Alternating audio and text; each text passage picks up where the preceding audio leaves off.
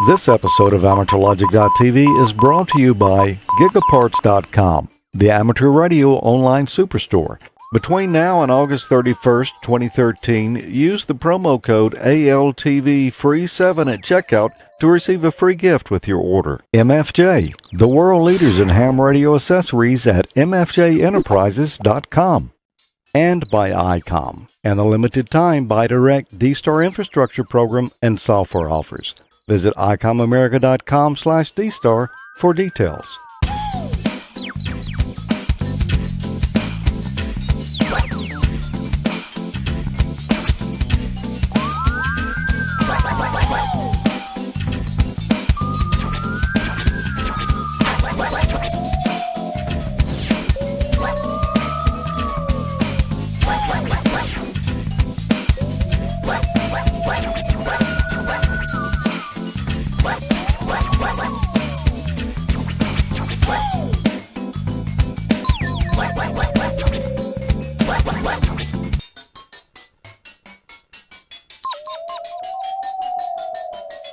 Hi, welcome to AmateurLogic.TV, episode 57. I'm George. I'm Tommy. And I'm Peter. And it's what, Tommy? Man, it's great to be back. It is. It's been an interesting summer here so far. You know, it was cool for, almost like a month. It wasn't cool, but cool for this time of year in Mississippi. For us it was. For us it was. But now it's back up near 100. Yeah. Yeah, it's been hot. At least we got a little rain today for a change. It's been like a powder keg out there. It has. What's it been like down there, Peter? Oh, it's been cold, but today, this weekend, it's actually going to be fairly fine and sunny. Temperature about 18 degrees Celsius. I'm curious about one thing. When you say it's hot down in Mississippi, is that tropical heat type of hot, very humid? Yeah. One day this week it was about 98 degrees. Yeah. Real degrees, and they said there was 90-something% humidity. Yeah, Wow. I think it was the heat index was like 106 or something like that. It's really hot. Yeah. Yeah. We get a dry heat here in Australia, which is a little bit more tolerable. Oh, yeah. Yeah, what about in northern Australia? Is it humid up there? Oh yes, that's the tropical part of Australia. Yeah. I was talking about places like Perth and Melbourne and to a lesser extent Sydney. But once you hit anywhere north of about Brisbane, it starts to get much more humid. Well, what have we got in today's show, Tommy? Well, we've got, actually this is a tech-filled show. It is a tech-filled show. We covered a wide bandwidth with this show. Yeah, it's a little bit of, I think we're hitting a pretty broad group of people. We are. So anyway, I'm playing around with DVAP and the Raspberry Pi this month. Yeah, I know that's been a much requested segment you got going there. And, it's been a lot of fun. Peter, what are you doing? Well, I was just watching the latest episode of Ham Nation, and I think you mentioned that you hadn't played very much with APRS. So I'm going to give a bit of a demo of APRS and APRS tracking. Okay, cool. And I've got one here that's a little different, but, we build things, but sometimes things break and you have to repair them. Such is the case with my TS-2000. So we'll be looking at that a little bit later in the show as well. Well, let's get in on the emails here. And Tommy, I know you had a special card over there, didn't you? This is from our friend NC4BS, Eric. It says, hello, George and Tommy. Just wanted to let you know that both of you guys are now honorary members of NC4BS Broadcast Dudes Amateur Radio Club. All right. Keep up the good work, 73, Eric. They're in Mills River, North Carolina. And I believe we talked to Eric on D-Star, if I'm not mistaken. I think that's him. I think we did. What about you, Peter? Are you a member of the club too? Yes, I've got my card here, and thanks very much, Eric, and to everybody at the club. What's on your email stack over there, Tommy? Well, I actually got a special one here from my friend Mike. Mike that does the Photoshop pictures over on the Google Plus group. Anyway, it says, Dear AmateurLogic.TV, I largely credit ALTV for rekindling my interest in amateur radio. That being said, last week I purchased a new 2-meter mobile rig. It's been over 20 years since I've had a ham radio in a vehicle. As I finished up the installation of the roof-mounted antenna, my wife arrived in the driveway, obviously spotting the new installed vertical whip, got out of the car and immediately started to shout, "Nerdmobile, Nerdmobile." Since I've been out of the hobby for some time, I'm counting on your advice as to what the appropriate response should have been. Sincerely, Mike, VE3MIC. Well, Mike, I see a picture of your car here, and I don't really see anything wrong with it, so I'm not sure what she's talking about. But if she gives you any more trouble about it, take her around and show her what you did to the front of the car, too. That should stop it. I think that would stop it. Yeah, I think so, too, because she's going to have to ride in the back seat. Yeah. Well, Peter, what's on your stack? Yeah, I've got an email here from Chris, VK4FR. Says, just catching up on some back issues, and I'd say someone has reminded you about the John Moyle Field Day. Yes, I've gotten a few comments from a few people about that. And indeed, yes, we do have our own field day here in Australia, the John Moyle Field Day, which is held about every March or so. And you can get further details about that on the WIA website, www.wia.org.au. And it's not only a contest, but it's an opportunity to get outdoors and to work mobile and in an outdoor setting. I bet you caught a lot of flack over that one, didn't you? I got a few emails, yes. Well, I've got one here from Eric Boyle, N0YET. And Eric said, I'm a regular viewer. I just downloaded the VOA program, and I wanted to make sure to tell y'all that I'm very impressed. I honestly feel like I'm watching one of the PBS or Discovery Channel documentaries. It's literally that good. I like all your shows. But you guys outdid yourself with this episode. Thank you, and keep up the good work. And he said, P.S. I met you and Tommy at Dayton when I was a volunteer at the Ham Nation booth, and you guys are awesome. I'm the geeky guy up front in the picture they took. That was everybody, including you too. Yeah, that didn't narrow it down much, did it? Yeah, I think I remember that guy. Yeah. Well, Peter, give us an introduction to your segment for this month. Yes, George. When I first got my license about 17 years ago, one of the first areas of amateur radio that I started getting involved in was packet radio. And whilst over the years packet radio has sort of died off a little bit, there is another usage for it, which is APRS, which I think stands for Automatic Packet Reporting System. Anyway, it's basically a system for... I shouldn't, sorry, got to concentrate. Sorry, I'll start again. Yes, George, many years ago when I first started in amateur radio and I got my license, I got involved with packet radio. One of the uses for packet radio is APRS. So this segment is a demonstration of what APRS is and how it works. As you can see, I've been madly soldering away here. And what I've been working on is this little kit here. It's a kit for an APRS tracker, and that's called the Foxtrack Basic FT1111. It's designed by Dinesh VU2FD, and his project page is www.foxdelta.com, and he's located in India.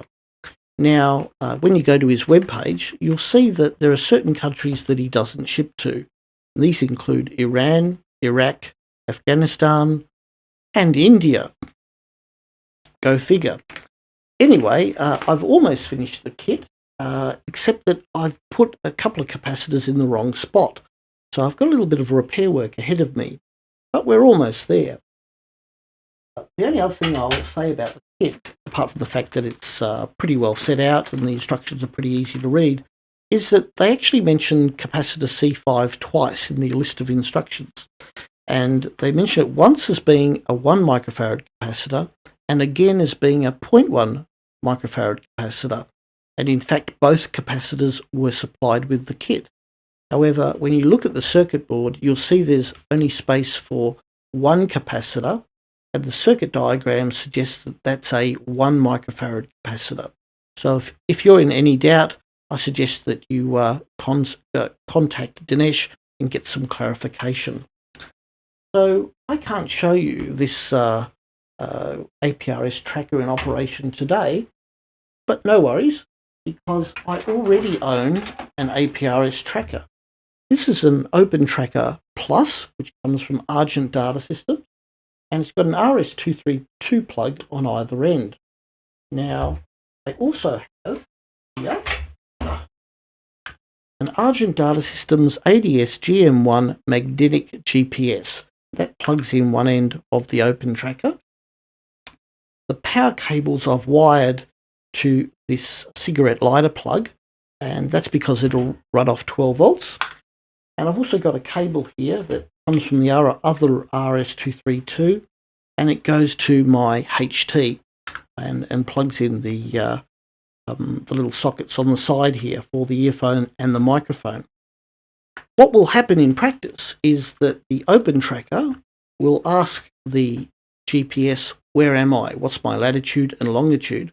And once it knows that, it will encode that into a packet of data and transmit it out the HT. So how to demonstrate this? Well, I'm feeling a bit famished. So what I'll do is I'll go for a drive and take the kit with me, and I'll put the magnetic GPS on my roof and plug the cigarette lighter plug into my cigarette lighter and turn it all on and get it sending some packets. And it should send a packet about every minute or so. And we'll see where the packets actually go. So let's give it a try. I've now returned from a drive through my local area. I started home and went down to Boronia, through the basin, up and over Mount Dandenong, down to Kilsyth South, through the local McDonald's drive-through, and then back home. As I was driving along, my Open Tracker would send a packet of data about every minute or so, and some of those packets of data were received by local gateway stations like VK3MY-1, and those stations would take the packet of data, send it through the internet to this website, www.aprs.fi. Those packets of data are then plotted on this Google Maps style interface, which by the way is a worldwide map. And so I can look on this worldwide map and see APRS stations right across the globe. I can look at Los Angeles, San Francisco, or as the case here, my local district. Now, as you can see, these little red dots here are packets of data that have been received by local gateway stations. If I click on one of these, you'll see that at 3:38 p.m. in the afternoon of the 4th of August 2013, I was travelling at 31 kilometres per hour in a northeasterly direction at an altitude of 171 metres above sea level. There's a text message in here which doesn't change on my Open Tracker. It says, Peter generally listening on VK3 RML. Now, if you've got a modern mobile rig with packet radio capability, chances are you can actually type in a message there and send it into the APRS network. So, for example, if there was a fire on Mount Dandenong, you could actually type fire on Mount Dandenong and send that message around to people in your local area and alert them, which would be very, very handy. So it's really a good system for situational awareness. Now, as you can see, my packets of data approximate the route that I took, not perfectly, but close enough. And at this point, the packets of data stop being received. The reason is that I've travelled up and over Mount Dandenong, and reception conditions for the gateway stations are not so good when I'm travelling up there. I'm blocked by hills and whatnot. So the last packet that was received was here, and then the next one was when I was coming down the other side of Mount Dandenong, and I've been received by another gateway station, VK3 API, at this point. And there's a few more packets received as I've driven home. So you can see it's plotted my map very, very well. The equipment is relatively portable, so you can be pedestrian mobile or bicycle mobile or car mobile, and it will plot it all on the map, just like you see in front of you.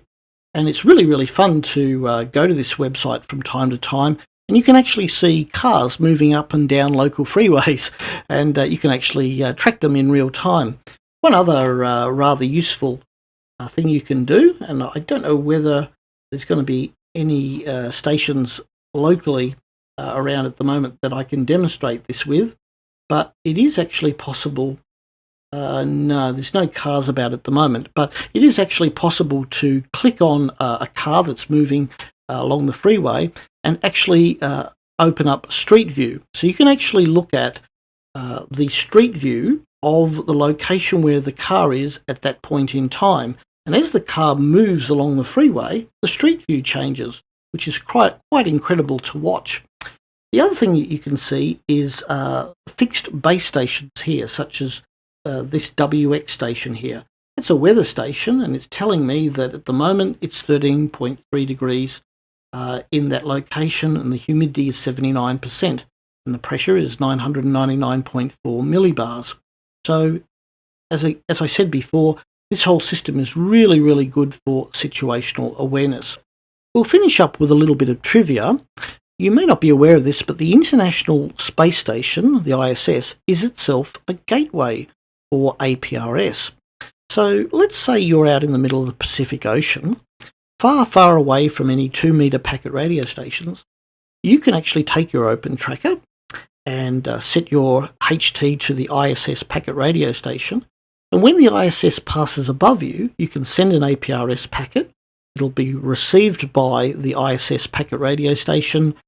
Later on, it'll actually be downloaded to a terrestrial ground station. It will then pass its way through the internet, and it'll find its way onto this map. So you can actually be plotted from the middle of the ocean onto the APRS network, which is quite incredible, and quite incredible also that you're actually using the ISS to do that. So if you haven't played around with the APRS network before, and maybe you've got some packet radio equipment lying around, I'd encourage you to try it out and learn a little bit more about it. If at a minimum, come to aprs.fi and have a look at the stations driving up and down in your local area. It's lots of fun. You know, we got a few good sponsors here on AmateurLogic, and we're going to be going to see one of them here in just a couple of weeks at the Huntsville Ham Fest. Yeah, it's actually next weekend. It is next weekend, isn't it? So let's see what Gigaparts is talking about this month.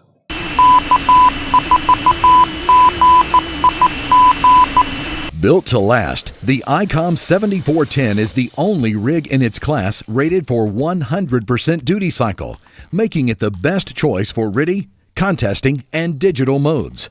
Get more performance for your money with its best-in-class dual conversion receiver, greatly reducing internal phase noise insertion points. The 7410's large LCD screen makes it easy to operate its more advanced features, and the USB port makes it simple to connect to your PC for rig control, logging, or digital modes. No other radio in its class can deliver the performance or reliability offered by the Icom IC-7410. Gigaparts is the largest independent amateur radio dealer in the nation. Everything you need for ham radio, including books, DVDs, antennas, rope, coax, and tuners. Gigaparts has it all and is open Monday through Saturday. Call us toll-free at 866-535-4442, and our friendly staff will be happy to help you find the right products for nearly any project and budget. Online shopping made easy with real-time pricing and availability, and free shipping on most orders. Go to gigaparts.com and enter to win a free radio. Have a question? Click on Live Chat for a quick answer. Low prices? Huge selection. America's favorite ham radio store is Gigaparts. So go to gigaparts.com and check it out. You'll find your best deals there. And remember, at checkout, enter the promo code ALTV-FREE7 now through August the 31st, and you'll get a free gift with your order. It'll be great to see those guys over in Huntsville. I don't know if you can walk into the booth there and use that offer code or not, but it'd be worth a shot and see. Yeah, I'd sure give it a try. Yeah, who knows? Yeah, I'm looking forward to seeing those guys. They always have a pretty big spread out there at the Hamfest. They do, and we're going to see a lot of it at the Von Braun Center August the 17th and 18th when we go for the Huntsville Ham Fest. I'm really looking forward to that, Tommy. Yeah, man, that's a great Ham Fest. It is, and we're taking Wayne over with us, and no telling who else we'll run into there. Yeah. I think Tom Samasico will be there. Tom will be there. Don Wilbanks. Mm-hmm. A lot of people. Yeah. Which is the bigger of the two, Dayton or Huntsville? Oh, Dayton. Yeah, by far. By far, but Huntsville is a very good one. It's probably the biggest one in the South. Yeah, it's big. It's a good day or day and a half ham fest. You can, it's a lot of stuff in there, but it's not so much as overwhelming. Yeah, but it's a 2-day ham fest. If you look at everything there, you'll use up the 2 days. Oh yeah. Yeah. Well, Tommy, I was recently having some problems with my HF radio, very similar to some that you had not long ago. Yeah, well, I had the same problem with my Yaesu. For some time now, I thought I'd noticed that the receiver on my TS-2000 just didn't work as well as it used to, and signal strength readings were low as well. And this has been going on for some time. And eventually, I noticed that I was getting what sounded like bad static crashes coming in when there were no thunderstorms. I disconnected the antenna from the rig, and I still had them, so I knew something was up. A little search on the internet led to several websites that talked about this problem with some IF filters going bad in the unit, and I researched a little further and found some replacement filters. These are of the similar spec but made by a different manufacturer, and I'll use those to replace them in my TS-2000 here. To begin with, we'll have to flip the unit over and remove some of the screws here that hold the bottom cover on. Once we've got the cover off, there's a number of small screws all over the board here that need to be removed, and I've already removed them here. And there's also a little clip here that holds this semiconductor against a heatsink. We'll need to pull that clip off, and that's simple. We'll just take a screwdriver and pull up on it. And there is one wire here that'll need to be disconnected. It's the one that runs to the rear of the board. Plugs in right here. And there's also one little key pin down in here. There's a hole that a little pin sticks up through that just kind of helps you to align the board when you're putting it in. So we need to be careful when we pull the board up that we clear that pin before we try to tilt it on over.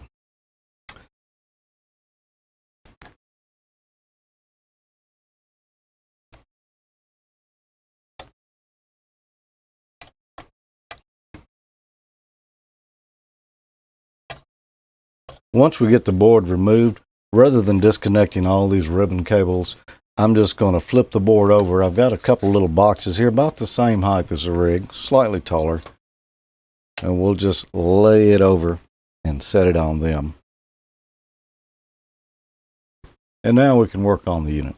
I don't think you could remove these with solder wick without damaging something else on the board. And I don't think you could do it with a hand-powered solder pump.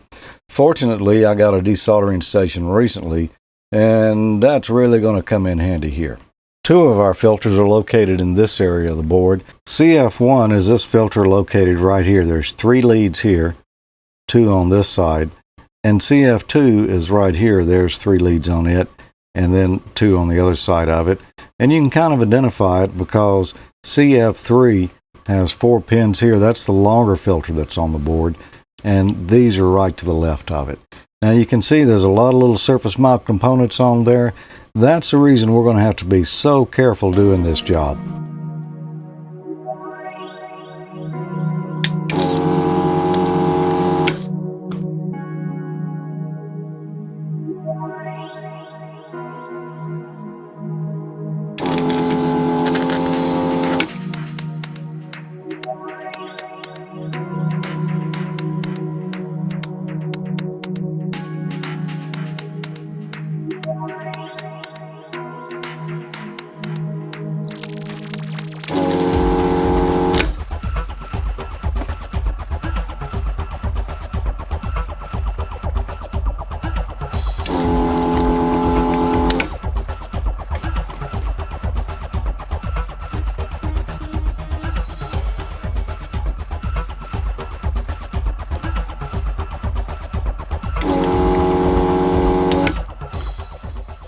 Now, all of them felt like they came loose except this one right here in the center.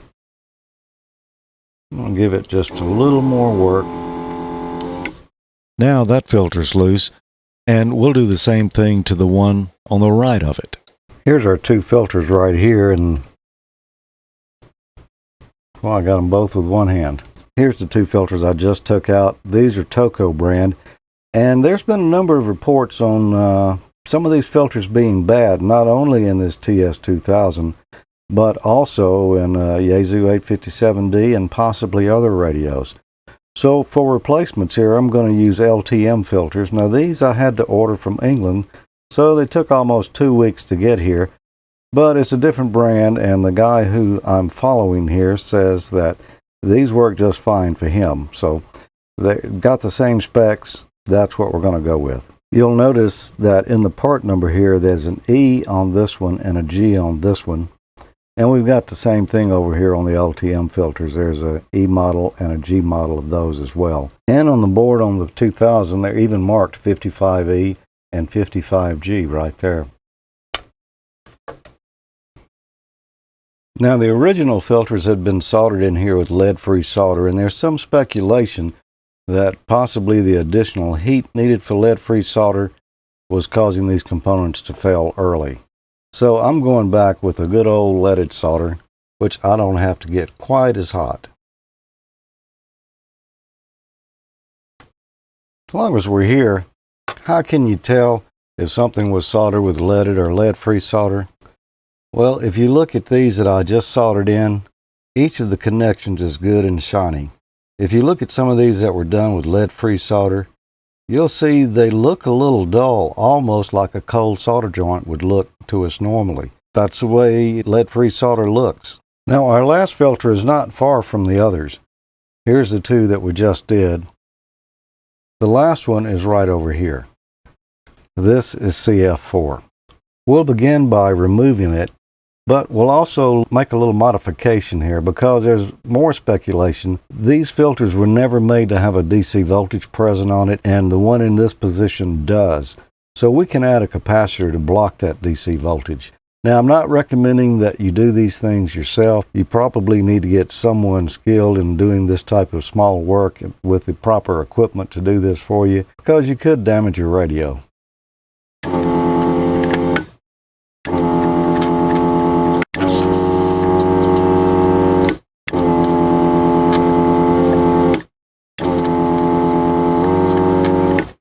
Now there's an old trick that you can do sometimes when you've got problems desoldering something, and that's to add a little solder back and start over. Because having enough solder on there, it's going to allow the solder to flow better and get down to the places that haven't been releasing before. And that did the trick. It comes right out. And this one is an A55EC. And I have one of the LTM 455's EW here to replace it with. Now first I'm going to solder the new filter in. And now for the modification. Now this is a very delicate operation. You can see this post right here has a trace coming off of it. What we need to do is break that trace and solder our capacitor in series with it. And we're going to use a 0.47 microfarad. And that thing is tiny. There it is right there. We'll put it right here. So cutting that trace is probably going to be the more difficult thing to do here. And I do want to be careful that I don't ruin my radio. I'm using an X-Acto knife here. Now it's cut all the way through. I'm going to scrape a little bit of the solder mask off the end of this trace so I have something to solder to. And now let's see if we can tin it.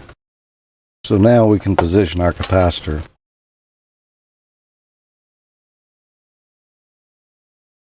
Alright, that's got the end next to the filter stuck. Now let's do the trace. So our repair should be complete now. We just got to reassemble everything and cross our fingers. Did that fix it? Not junk, it's good stuff. Hey George, before I get out of here, I had my first flight with my my quadcopter with my 5.8 gigahertz ATV video system. How did it work out? Worked out pretty good though, but I've got to get an SMA, 90-degree SMA male to female. So there you go, how to replace a noisy IF filters in the TS-2000. This one had about gone stone cold deaf, but it's hearing much better now. As I mentioned earlier, Don't try this yourself unless you're pretty good at this kind of stuff, because you could damage your radio. Well, that's pretty weird, man. I had exactly the same problem with my Yaesu. That's weird. You've got another one of those Yaesus, and I have one too, and they've been okay, but that one of yours, yeah, that's really weird. You can disconnect the antenna and you hear a thunderstorm going on. Yeah. But I had noticed this one, the signal strength has been getting lower and lower for a long time, and I finally was having some problems hearing some stations I thought I should be able to hear. So it's a kind of an odd thing. Yeah, but that, on mine, the signal strength started going down long before I ever heard the static in it. So that was kind of weird. And that radio's working like it should be now. Yeah, it's good you put the cap in there, though. That should help prevent it from happening again. That should. And, my son recently got licensed, and I sent him over an old rig, and he's put it on the air there. And we've had a few problems with it. It works, but not just right. So I've decided I'll probably send him over this TS-2000 because I've got a new radio in the rack up there. Yeah. That you moved up pretty good, probably 3, 4, 5 notches there. Yeah, it's IC-7700. Man, is that a nice radio? Yeah, that's a beauty, man. I love the display on that thing. Yeah, I'm still learning it. It's I don't know that I'll ever learn it all, but boy, it really is, like you say, several steps up from the 2000. Oh, yeah. It's a lot of fun, though. Well, let's get back on into the emails here. Peter, I think you've got one there talking about our video production here. One thing in particular. Yes, indeed. This one's from Russell, WP2AHG, and he says he enjoys our program. The one thing, though, that I find a little disconcerting is Peter's disembodied head and shoulders floating between George and Tommy's perfectly intact bodies. Give that man a body. It's creeping him out a bit. So what do you think, George? Can we do anything? I'm not sure I'd call these perfectly intact. No, not anymore. I don't know, Peter. We've been talking about it. We're going to try to do something a little bit different. Not sure what yet. The problem is that we're using chroma key here on both ends, and getting you to fit in between us here might be a bit of a challenge. Let's continue on here. I've got another email, and this one comes from Don. I don't have his call letters here, but I'm pretty sure he's a ham. He says, thanks for all your hard work.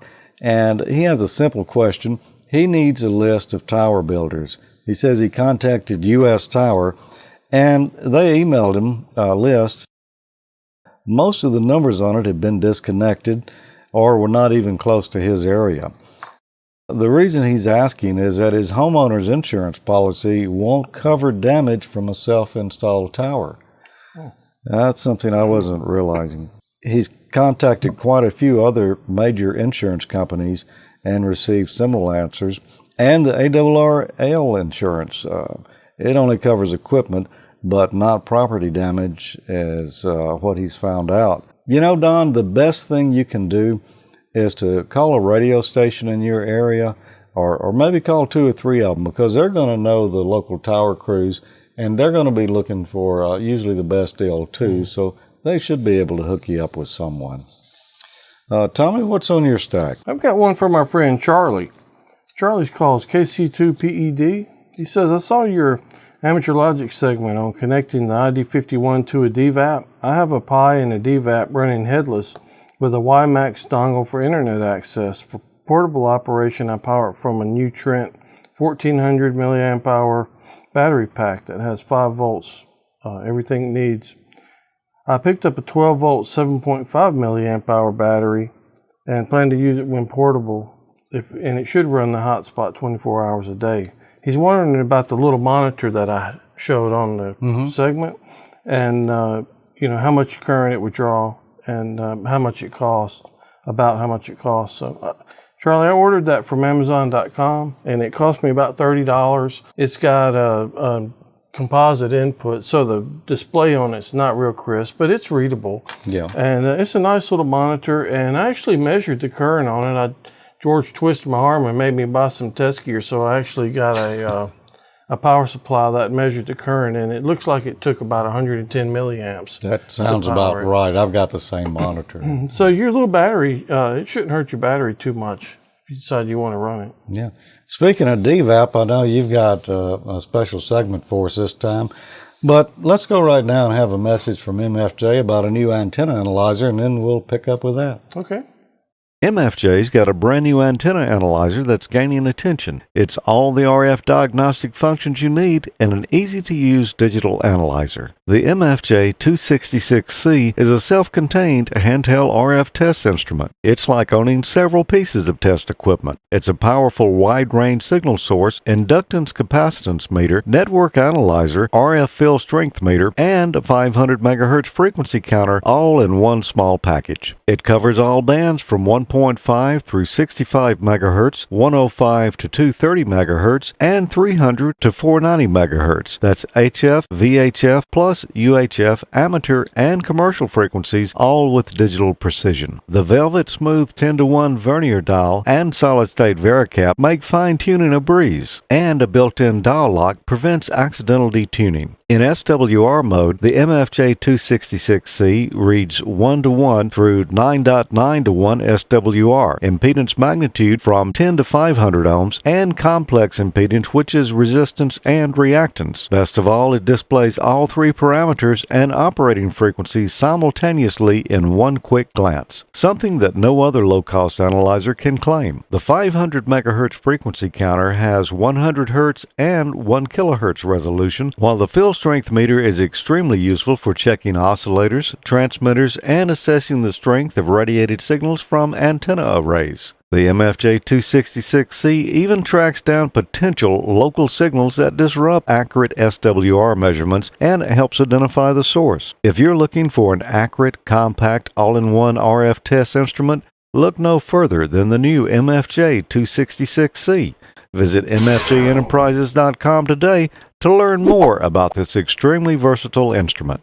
This is a nice little analyzer, Tommy. I really haven't spent much time with it yet, but I'm going to. We'll be doing a review on this in the future. Yeah, I'm looking forward to that. That's nice. It's I don't know if I'd say it's a step up, but having the extra frequencies in here is nice because I actually wanted to check my UHF antenna. I like that vernier dial there. You know, that you turn it several times to go as far as if you just barely touch one of the regular ones. So yeah, I like that. Yeah. That's nice. It's pretty nice. We'll be learning more about that in the future. But right now, let's have a slice of what? DVAP Pi. It's tasty. Hi, this month's segment's by popular demand. I've had so many people ask me about doing a segment on creating a portable hotspot using a Raspberry Pi, a DVAP, and some type of a portable internet device. I've got my little MiFi here. Make it all battery operated, of course. Got my little battery I picked up pretty cheap. I'll tell you about that. And we're gonna put it all together, set up the operating system, and package it all up in this little portable case that I found on sale really cheap. And anyway, let's put it together and take a look, see how it works.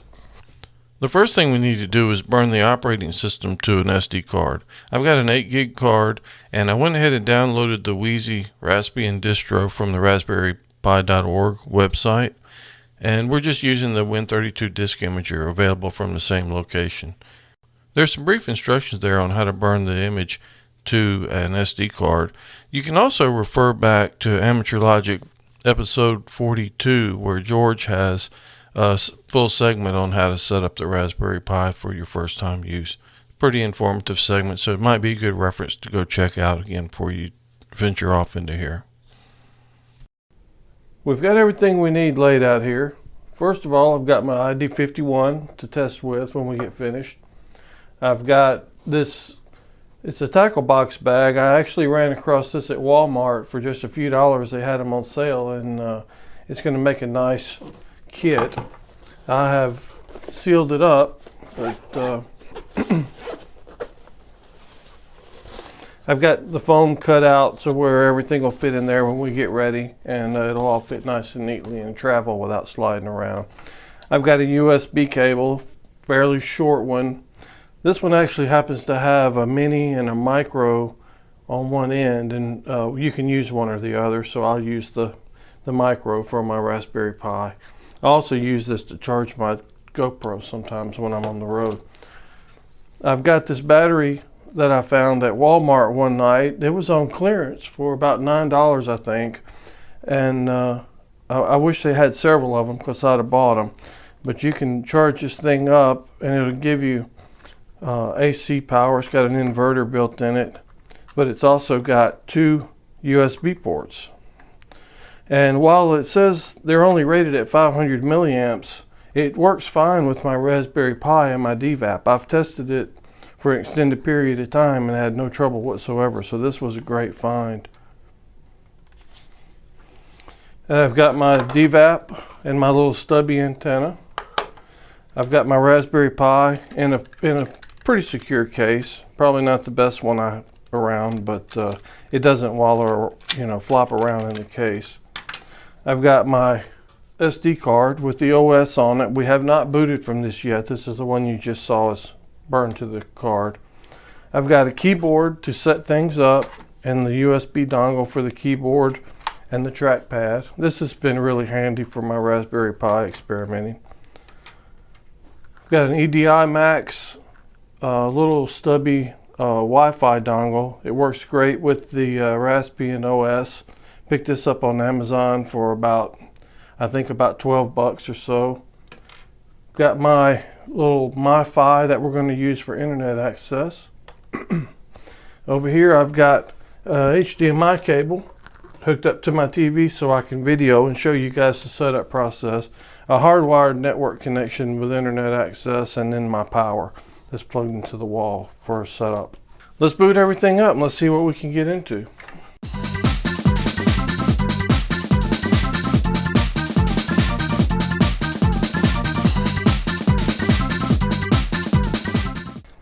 And let's give it a little juice and we should be on our way.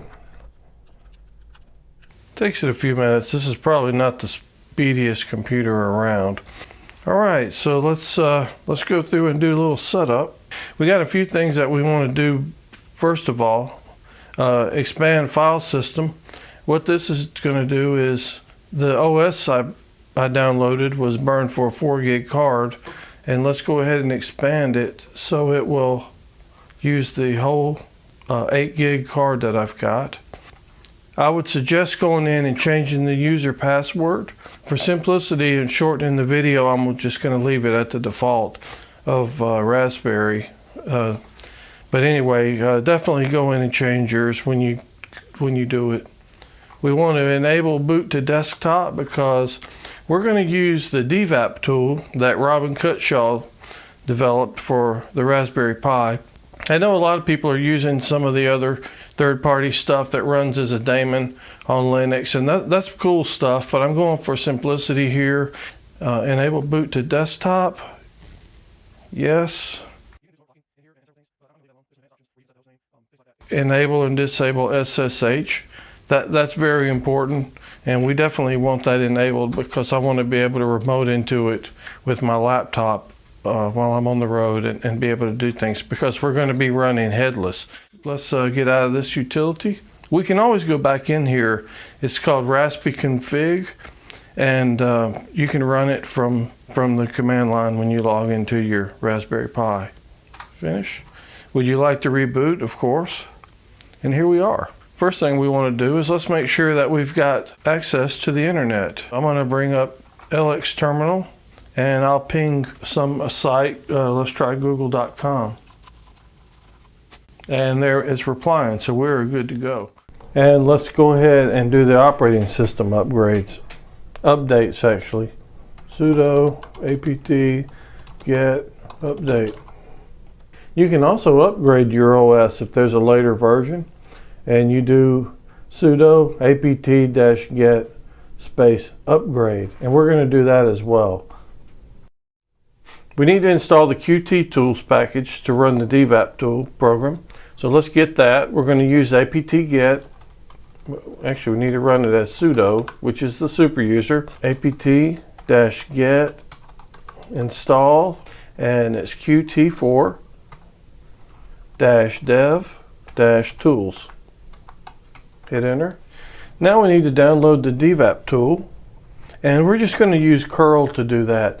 You can go out to the website opendStar.org and go into the downloads and get it yourself, but to me this is just easier, and we're going to go curl -O http://opendstar.org tools, DVAP, capital letters, TOOL -1.04 RPI.TGZ. TGZ is just basically, it's a tarball. It's basically the same as a zip file for what you're probably used to. And I see a typo. That's what I get for talking and typing. Curl. And it downloaded it. We've got it there. What we're going to need to do is extract it. Let's do that. It's sudo tar, which is the utility to manipulate those files, xzpf DVAP tool, same file name we did before, 1.04 RPI.TGZ. And it should be there. So ls gives you a directory structure, and I see DVAP tool. So it's just in our home folder.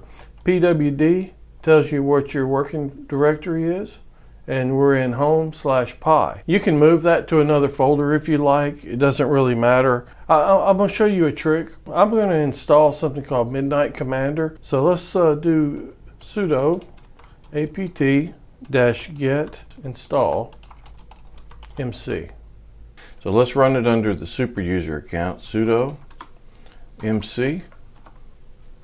We're going to need to create a folder. It's not here by default. It goes inside this config folder in your home directory. So you can see at the top we're in home/pi, which is the user that this runs under by default.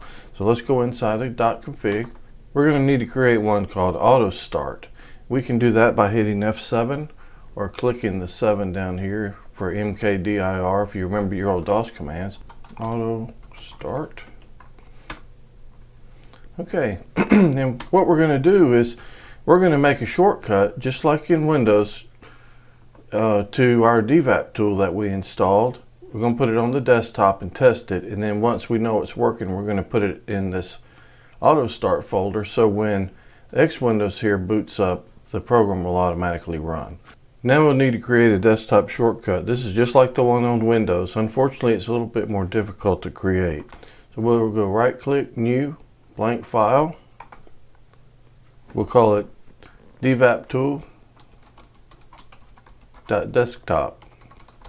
.desktop is critical for the file extension, so it knows how to handle the file to process it. And we'll edit with leaf pad by right clicking and then choosing leaf pad. Let's bring it over where you can see. And you'll need to follow the format of the text that I'm about to enter. I'll have it in the show notes so you can copy and paste it if you like.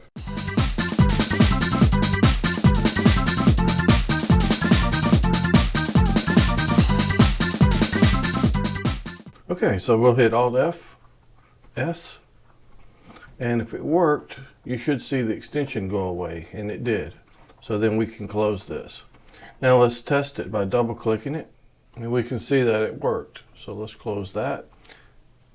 Now is where you would enter your call sign. I was playing around with this one, so I entered it. So go ahead and enter your call sign, enter your frequency. On the left, you can see we're still in our auto start folder. On the right, we'll go into the desktop folder, and you can see the shortcut that we created. We'll click copy and OK, and it's in our auto start. Let's remove our network connection and let's put our Wi-Fi dongle in. And at the moment, we don't have the DVAP connected either. And we're rebooting one more time. Hey, look at there, the DVAP tool came up, but there's no COM port because it's not plugged in. So now we're going to go over here and run this Wi-Fi config tool. It's at the very bottom. It's a shortcut that comes, it's only in the Pi user's desktop. So I see we've got our wireless LAN 0. It detected our device. We're going to go into Manage Networks, Scan, and I see my MiFi right there. Double clicked it, and I need to put in my key. Top secret, so I'm not going to read it off.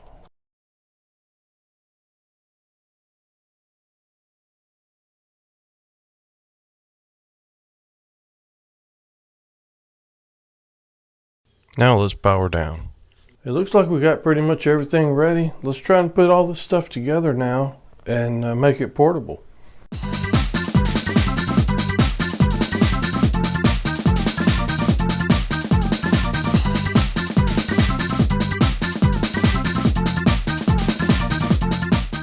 I've got everything packed in here, about as neat as I can get in this soft bag.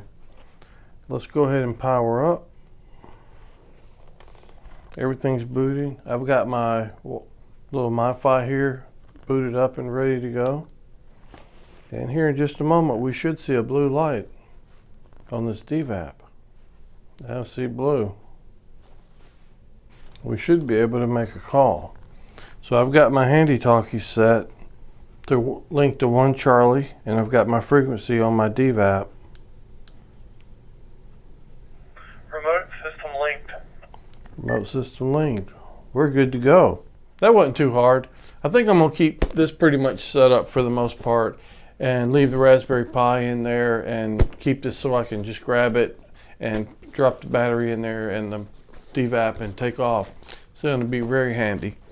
I'm going to actually be using this on the way to Huntsville for the Hamfest. I leave Friday afternoon after work, and I'm going to use it and try it out all the way over there. So that's coming up very shortly, and I hope to talk to you guys on it. Maybe I'll be on either 30 Charlie or probably 1 Charlie. So if you don't get me on one, try me on the other. Maybe I'll talk to some of you then. 73. Well, Tommy, when you go up to Huntsville, how about you actually track yourself going up to Huntsville and back so that everybody can see you moving along the highway? Yeah, it actually will. I always have the GPS on my ID51, and I have it set to GPS-A, and it'll track. It uses DPRS, not APRS, but you can go to APRS.fi and find N5Z&O and see it. Oh, great. That is cool. Well, you know, Icom's trying to spread D-Star around a little more, and they've got some great new Buy Direct offers here to help get some more repeaters out there. Icom America and Icom Canada are teaming up to offer ham radio operators some incredible savings. With the D-Star QSO party just around the corner, you can get a great deal on a D-Star repeater direct from Icom and help expand D-Star across North America. For a limited time, Icom is offering 2 direct buy promotions for D-Star enthusiasts in the US and Canada. Purchase a D-Star repeater through the D-Star Infrastructure Program. The growth of D-Star over the past 4 years has been incredible, with the release of the ID51A and the IC-7100. More people are getting on the air with this incredible mode. In response to the request to make the infrastructure more affordable, Icom America and Icom Canada are teaming up to expand the number of repeaters. And now through September 30th of 2013, IC-7100 operators can get CS-7100 cloning software at a discounted price with shipping and handling fees included. Visit Icom America's website and click on the Buy Direct banners in the Amateur section. Look for the D-Star or CS-7100 offers for complete details and instructions. Download the mail order form, fill it out, and mail it in. And don't forget to mark your calendars. D-Star QSO Party 2013 is coming up next month, September 20th through 22nd. Here's your invitation to the biggest D-Star QSO Party. Talk to the world by connecting through D-Star repeaters around the globe. 10 lucky winners are going to take home some great prizes this year. Get your gear now and be ready for the biggest D-Star party in the world. Visit IcomAmerica.com/amateur for more information on Icom's Buy Direct program. Is D-Star available on HF as well? Is it 1 kilohertz wide, or does it actually work on HF as well as VHF? As far as I know, the only radio that has D-Star over HF out of the box is this IC-7100. Now, I've never played with the 9100. I know it does D-Star, but I don't know if it'll do it over HF or not. Yeah, I'm not sure. We'll have to find out more about that. We can ask Ray when he's here next week. Yeah, he's going to be here. We're going to be playing with some new gear. Yeah, we're going to do a shootout between the IC-7000 and the IC-7100 and find out how they stack up against each other. You know, both have got their own good points. The IC-7100, of course, is the newer radio. We're going to find out just how they do stack up. And Tommy, usually when there's a radio sitting over there on that side of the table, it means something, doesn't it? Yeah, it means it's taking up a lot of space, and we should probably have a contest and give this thing away to somebody. You think? Yeah, why don't we? Yeah, well, let's talk about that here in a minute. Okay. You had one more clarification to make here on... Yeah, I do. In last month's segment about setting up the 51A to work with a DVAP, I had an error in there. It's very minor, but nevertheless... I was mentioning how you needed to go in and create a group for Simplex, but actually the radio comes with one from the factory. And apparently I must have overwritten mine when I was updating the repeater list. Okay. So I restored it back to the factory setting, and sure enough, it's there. It's group number 20. Okay. Well, that's good. Well, I've got my final email, and this one comes from Miles, and he says, "Hi all. I was reading the mail as you discussed letting smoke out of circuits. And Lucas Electronics offers replacement smoke for some applications now. He says he's not sure if this smoke can be used as replacement for semiconductor smoke or if a different part number is needed. He suggests that we contact Lucas for application and pricing information." Yeah, how much is the smoke injector also? That seemed like that'd be kind of expensive. Well, it could be. You know, we haven't really checked prices on that. Personally, I don't think I'm going to go there. Well, Peter, you've got one more down there, don't you? Yes, and talking about giving away radios, this is very timely. I've got an email here from Jeremy N8YP, and he says, "I wanted to send out an email right away and say thank you very much again. I'm still in shock. I've never won something like this before." And, of course, he's won the IC-7200 giveaway with prizes donated by Icom, Gigaparts and MFJ. And congratulations, Jeremy. We're really happy that you've won that. And special thanks again to our sponsors who make that all happen. I've got an email here from Jesse, KB1YNK. It says, "My friend Cameron KF5HQB and I have started a youth net on 20 meters called ARYSN, ARYSN, Amateur Radio Youth Support Net. I'm 15 and he's 18. Our objective is to bring youth operators together and encourage the growth of amateur radio, especially in youth. We also like to have the net just to have fun. We're both general class operators. We were on the front page of QRZ one time. We had our first net June the 14th with moderate success, but we'd really like our net to take off. Thanks." And you can find more about the net if you search for ARYSN, ARYSN, on Facebook. Apparently they have a Facebook group, and they meet on HF on Fridays at 2330 UTC on 14.290 megahertz. Yeah. That sounds like a worthwhile venture there, Jesse. We wish you and Cameron all the luck in the world there. We really need more youth to get involved in ham radio. Oh, absolutely, man. And hats off to you for doing that. And, you guys go check it out. It sounds like a very worthy net. It does.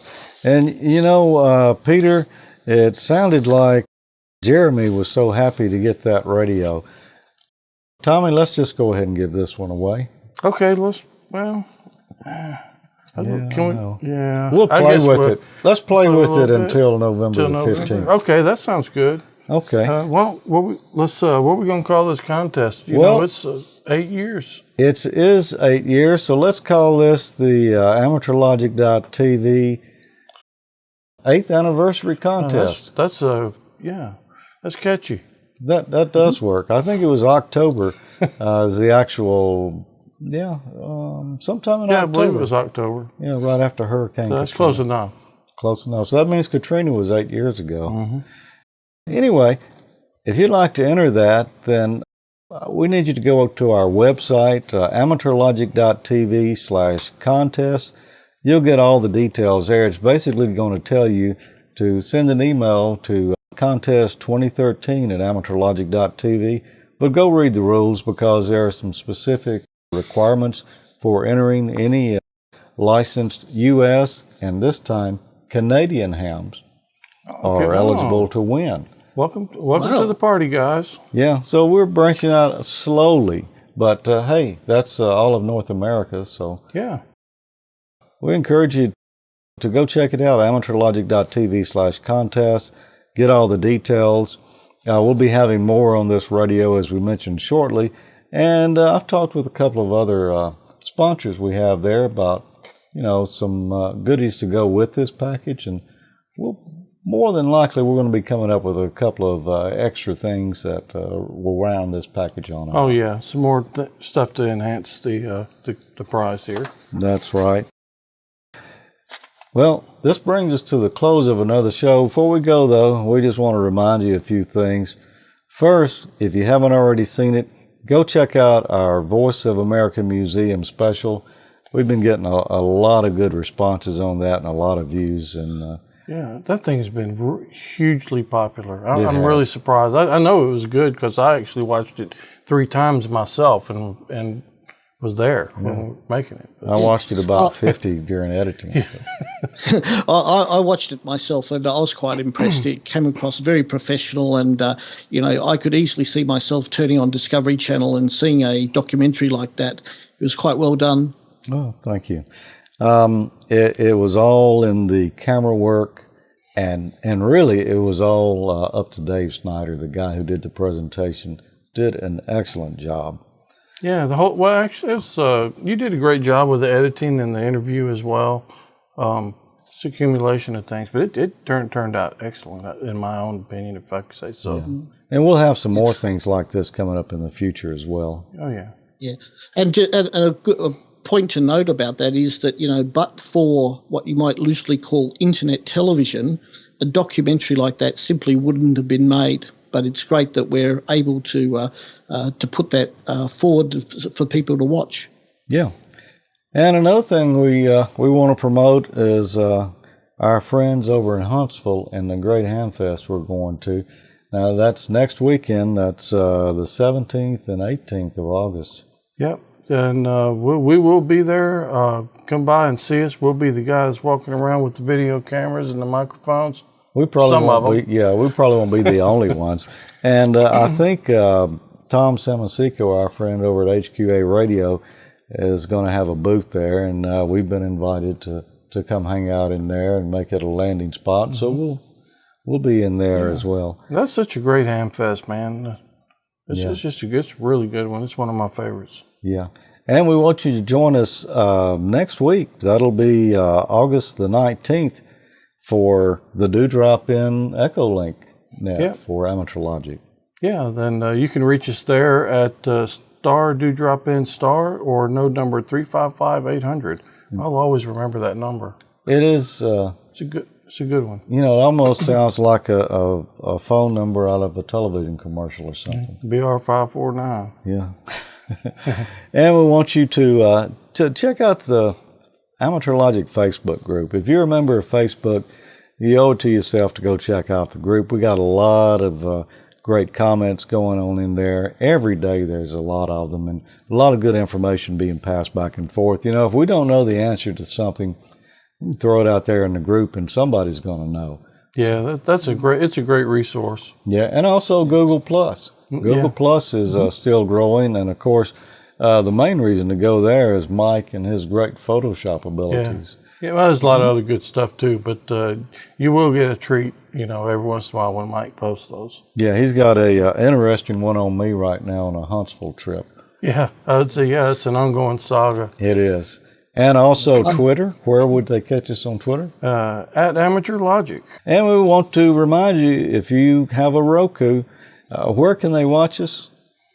Oh, of course, on our Roku channel. And we're in the channel store, so it's easy to find us. Yeah, under Science and Technology. You'll find us right there, and that audience has really been growing. Yeah, oh man, it's amazing how many people watch it from Roku. It is. I actually went to buy a Roku the other day, and they were sold out. Really? That many people wanting to watch Amateur Logic? And also, you can get us off of iTunes if you're an iTunes subscriber. And our friend Dan, N9LVS, does a great service. And that is? Yep, that's at wiki. Nope, no, it's not. It's not. We moved it. It's at AmateurLogic.TV/wiki. Yep.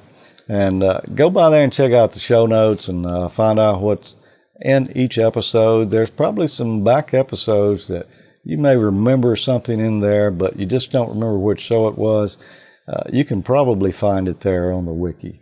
Yeah, we had to move the address of the wiki because somebody's bot was posting like 4,000 posts a day of screen door sales. Yes, we never knew that screen doors were that popular. I don't even have one anymore, but I know where to go get one cheap now. Yeah, probably come from China though.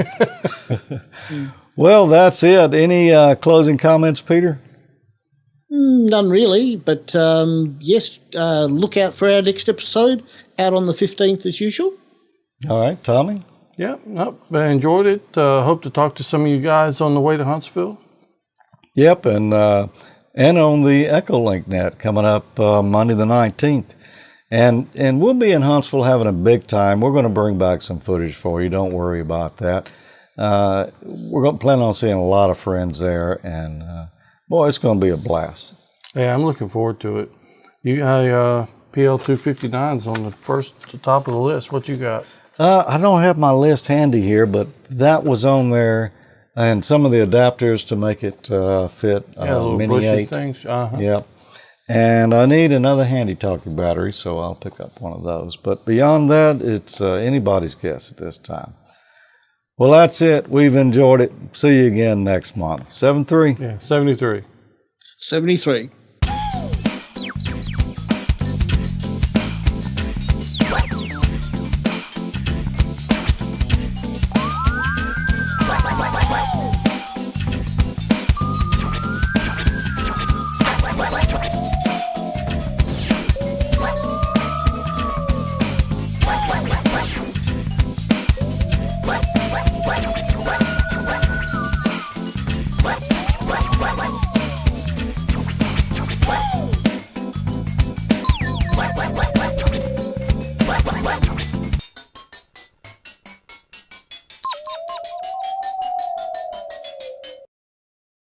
I've got an email here from, sorry, can you just hold it just for 1 second there?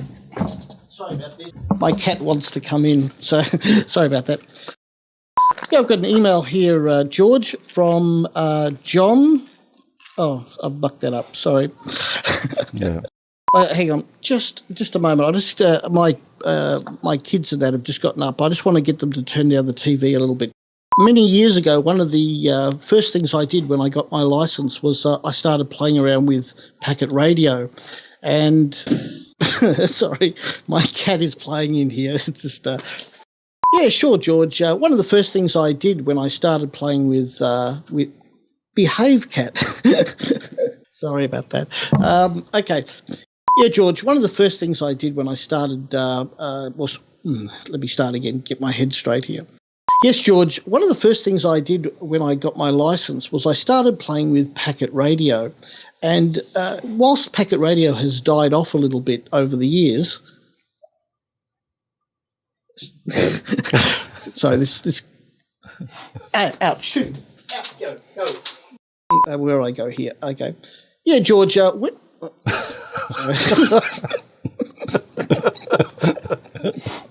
Yeah, George. When I first got my license, I can't concentrate now. Okay. Yeah, George. When I first got my license, one of the things I started playing with first got to reword that.